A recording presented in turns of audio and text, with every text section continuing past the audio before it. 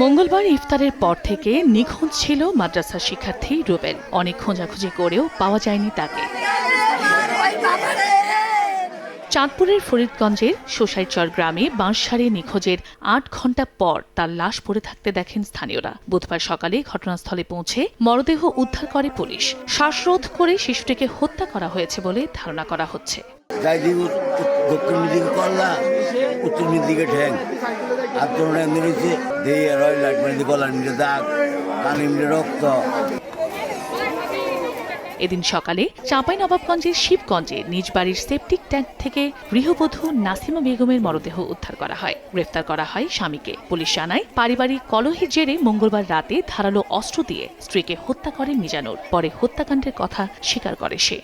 তখনই এরকম করে মারপিট করে, অত্যাচার প্রচুর করে, কিন্তু গাঞ্জা খায়। সঠিক বিচার করতে হবে। একটা মানুষকে অন্যায়ভাবে মারবে, আর বিচার হবে না। জয়পুরহাটের আক্কেলপুরে কানে হেডফোন লাগিয়ে রেল লাইনের ওপরে হাঁটছিলেন রিমন নামে এক যুবক। এ সময় ঢাকাগামী চিলাহাটি এক্সপ্রেস ট্রেনের নিচে কাটা পড়ে মৃত্যু হয় তার। খবর পেয়ে রেলওয়ে পুলিশ মরদেহ উদ্ধার করে। এদিকে গাইবান্ধার পলাশবাড়িতে আঞ্চলিক মহাসড়কের পাশে অজ্ঞাত ব্যক্তির মরদেহ পড়ে থাকতে দেখেন স্থানীয়রা। সড়ক দুর্ঘটনায় তার মৃত্যু হতে পারে বলে ধারণা করছে পুলিশ।